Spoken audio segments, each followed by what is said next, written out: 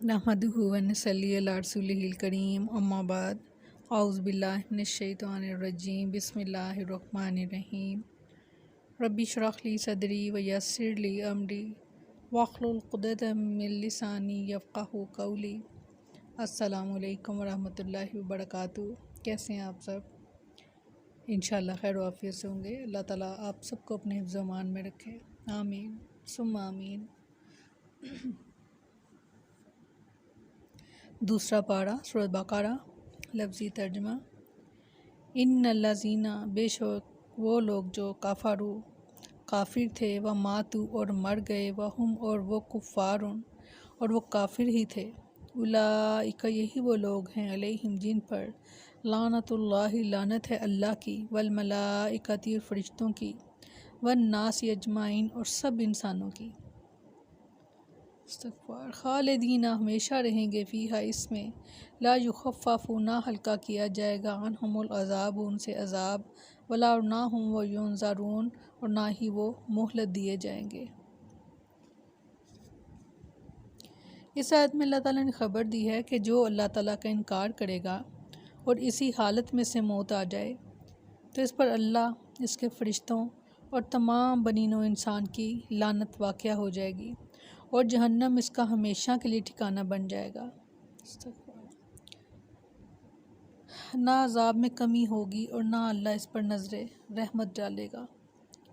लानत का मतलब ही अल्लाह ताला की रहमत से दूरी है।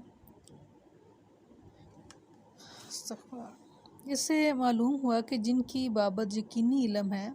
कि इनका ख़ात्मा कुफ़र पर हुआ है, इन पर लानत जायज़ है, लेकिन इनके अलावा किसी बड़े से बड़े गुनाहगार मुसलमान पर भी लानत करना जायज़ नहीं है, क्योंकि मुमकिन है कि मरने से पहले इसने सच्ची तौबा कर ली हो या अल्लाह ने इसके दीगर नेक अमाल की वजह से इसकी गलतियों पर कलमे अफ़ू फेर दिया हो, यानी माफ़ कर दिया हो, और जिसका इल्म हमें नहीं हो सकता। अलबत्ता जिन बाज़ मुआसी पर लानत का लफ्ज़ आया है, इनके मुर्तकबीन की बाबत कहा जा सकता है कि ये लानत वाले काम कर रहे हैं। इनसे अगर उन्होंने तौबा ना की तो ये बारगाह इलाही में मलून करार पा सकते हैं।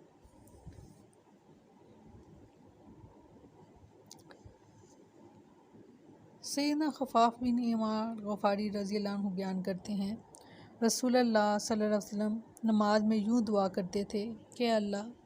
बनी लहयान, राल, ज़कवान और रसैया कबाइल पर लानत फरमा, क्योंकि उन्होंने अल्लाह और उसके रसूल की नाफरमानी की, और ऐ अल्लाह, गफ़ार कबीला को बख्श दे और कबीला असलम को सलामत रख।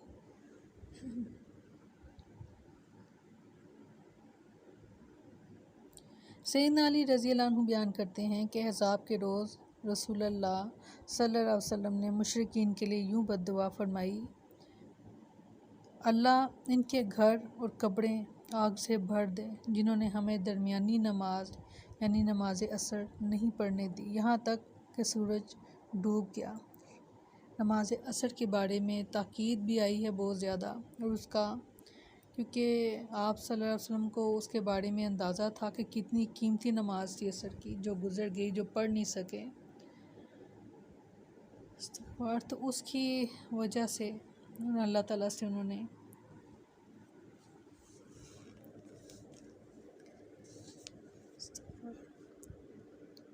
व इलाहुकुम और माबूद तुम्हारा इलाहुन माबूद वाहिद एक ही है, ला नहीं इलाहा कोई माबूद इल्ला मगर हुआ वही, हुवर रहमान वही बहुत रहम करने वाला, रहीम बहुत मेहरबान। इस आयत में अल्लाह ताला ने ख़बर दी है कि इसके अलावा कोई माबूद बरहक नहीं, अपनी ज़ात, अस्मा व सफ़ात और अफ़ाल में अकेला है, कोई इसका शरीक नहीं, इसलिए इबादत की तमाम सूरतें सिर्फ़ अल्लाह ताला के साथ ख़ास हैं। इरशाद फरमाया सूरत इनाम में कि क्या बेशक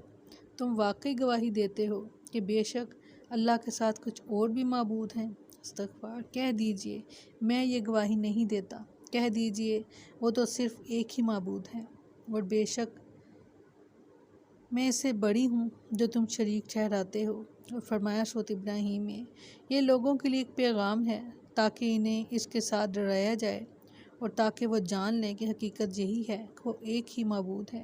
اور تاکہ عقلوں والے نصیحت حاصل کریں۔ اللہ تعالیٰ قرآن میں بات ہی عقلوں والوں سے کرتے ہیں۔ اللہ تعالیٰ ہمیں عقل عطا فرمائے، رشد و ہدایت عطا فرمائے، تاکہ ہم قرآن کو سمجھ سکیں، اس کے مطابق عمل کر سکیں اور اس سے نصیحت حاصل کر سکیں۔ آمین۔ انا بے شک فی خلق السماوات آسمانوں کے پیدا کرنے والارض اور زمین کے، وقت لاف اور بدلنے کے، لیلی رات کے، والنہاری اور دن کے، والفلک اللاتی اور کشتی تجری جو چلتی ہے، فی البحر دریا میں، بما ساتھ اس کے، ینفع کے جو نفع دیتی ہے، الناسا لوگوں کو، اما اور جو انزل اللہ نازل کیا ہے اللہ نے، من السماء آسمان سے، من ماء ان پانی، فاحیا پر زندہ کیا بہ الارض اس کے ساتھ زمین کو، بعد موتیہا اس کی موت کے، ابسا اور پھیلائے فیہا اس میں، من کلی دابتین ہر طرح کے جاندار، و تصریف اور چلتی ہیں ریاحی ہوائیں، والسحاب اور بادل، مسخر ہیں، بین السماء آسمان کے، والارض اور زمین کے،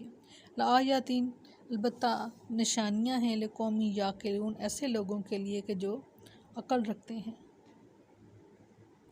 فرمایا بے شک آسمانوں اور زمین کے پیدا کرنے اور رات اور دن کے بدلنے میں، اور ان کشتیوں میں جو سمندر میں وہ چیزیں لے کر چلتی ہیں جو لوگوں کو نفع دیتی ہیں، اور اس پانی میں کہ جو اللہ نے قرآن سے اتارا، اور پھر اس کے ساتھ زمین کو اس کی موت کے بعد زندہ کر دیا، اور اس میں ہر قسم کے جانور پھیلا دیے، اور ہواؤں کے بدلنے میں، اور اس بادل میں کہ جو آسمان اور زمین کے درمیان مسخر کیا ہوا ہے، ان لوگوں کے لیے یقیناً بہت سی نشانیاں ہیں جو سمجھتے ہیں۔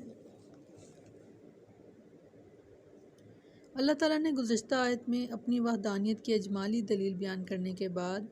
اس آیت میں تفصیلی دلائل کا ذکر فرمایا ہے، اور انسان کو دعوت فکر دی ہے کہ ذرا ان نشانیوں پر غور تو کرو۔ کیا یہ اللہ کے وجود اور اس کے قادر مطلق ہونے کے دلائل نہیں ہیں؟ آسمان کی بلندی، اس کی وسعت و پنہائی، اس میں شمس و قمر اور ستاروں کی دنیا، زمین کی پستی، اس کا ہموار ہونا، اس کے پہاڑ، اس کے سمندر، اس کی آبادیاں اور گوناگون نفع بخش چیزیں، لیل و نہار کی باضابطہ گردش، گرمی، سردی، موسم کا اعتدال، رات اور دن کا چھوٹا بڑا ہونا، کشتیوں اور جہازوں کا سمندروں میں انواع اقسام کے سامان لے کر چلنا، سمندروں اور ہواؤں کا اس کے لیے مسخر ہونا، دنیا میں مختلف قسم کے جانور اور بنی نوع انسان کے لیے ان کی تسخیر، ہواؤں کا چلنا، ٹھنڈی، گرم، جنوبی، شمالی، شرقی اور غربی ہواؤں کا تنوع، اور بادلوں کا وجود جو بارش کا پانی لے کر اللہ کے حکم سے دنیا کے گوشے گوشے میں پہنچتے رہتے ہیں۔ یقیناً یہ ساری چیزیں اللہ کے وجود اور اس کی قدرت مطلقہ پر دلالت کرتی ہیں، اور ہر صاحب عقل و خرد کے لیے اللہ پر ایمان لانے کے لیے نشانیاں کافی ہیں۔ کیا یہ نشانیاں کم ہیں؟ ہمارے ایمان کو بڑھانے کے لیے، اس کو مضبوط کرنے کے لیے یہ بہت بڑی بڑی نشانیاں ہیں، بہت بڑی بڑی نشانیاں۔ آسمان اور زمین کی پیدائش میں توحید کی نشانی ہونے کی تفصیل بیان کرتے ہوئے اللہ تعالیٰ نے ارشاد فرمایا سورۃ لقمان میں، اس نے آسمانوں کو ستونوں کے بغیر پیدا کیا جنہیں تم دیکھتے ہو، اور زمین میں پہاڑ رکھ دیے تاکہ وہ تمہیں ہلا نہ دے، اور اس میں ہر طرح کے جانور پھیلا دیے، اور ہم نے آسمان سے پانی اتارا، پھر اس میں ہر طرح کی عمدہ قسم اگائی۔ یہ ہے اللہ تعالیٰ کی مخلوق، تو تم مجھے دکھاؤ کہ ان لوگوں نے جو اس کے سوا ہیں کیا پیدا کیا ہے، بلکہ ظالم لوگ کھلی گمراہی میں ہیں۔ دن رات کے بدلنے میں توحید کی نشانی ہونے کی تفصیل بیان کرتے ہوئے اللہ تعالیٰ نے ارشاد فرمایا سورۃ اعراف میں کہ بے شک تمہارا رب اللہ ہے جس نے آسمانوں اور زمین کو 6 دن میں پیدا کیا، پھر وہ عرش پر بلند ہوا اور رات کو دن پر اڑا دیتا ہے، جو تیز چلتا ہوا اس کے پیچھے چلا آتا ہے، اور سورج اور چاند اور ستارے پیدا کیے اس حال میں کہ اس کے حکم سے تابع کیے ہوئے ہیں۔ سن لو، پیدا کرنا اور حکم دینا اسی کا کام ہے، بہت برکت والا اللہ جو سارے جہانوں کا رب ہے۔ سبحان اللہ، سبحان اللہ، اللہ اکبر کبیرہ والحمد للہ کثیرہ، سبحان اللہ بکرۃ و اصیلا، سبحان اللہ، سبحان اللہ۔ سورہ یاسین میں فرمایا، اور ایک نشانی ان کے لیے مردہ زمین ہے، ہم نے اسے زندہ کیا اور اس سے غلہ نکالا تو وہ اسی میں سے کھاتے ہیں، اور ہم نے اس میں کھجوروں اور انگوروں کے کئی باغ بنائے اور ان میں کئی چشمے پھاڑ نکالے تاکہ وہ اس کے پھل سے کھائیں، حالانکہ اسے ان کے ہاتھوں نے نہیں بنایا، تو کیا وہ شکر نہیں کرتے؟ پاک ہے وہ جس نے سب کے سب جوڑے پیدا کیے ان چیزوں سے جنہیں زمین اگاتی ہے، اور خود ان سے اور ان چیزوں سے جنہیں وہ نہیں جانتے۔ سبحان اللہ۔ آج آپ سب کا یہ حق بنتا ہے کہ آپ اللہ تعالیٰ کی نشانیوں کی طرف غور و فکر کریں اور دیکھیں، اللہ تعالیٰ کی ذات کو پہچانیں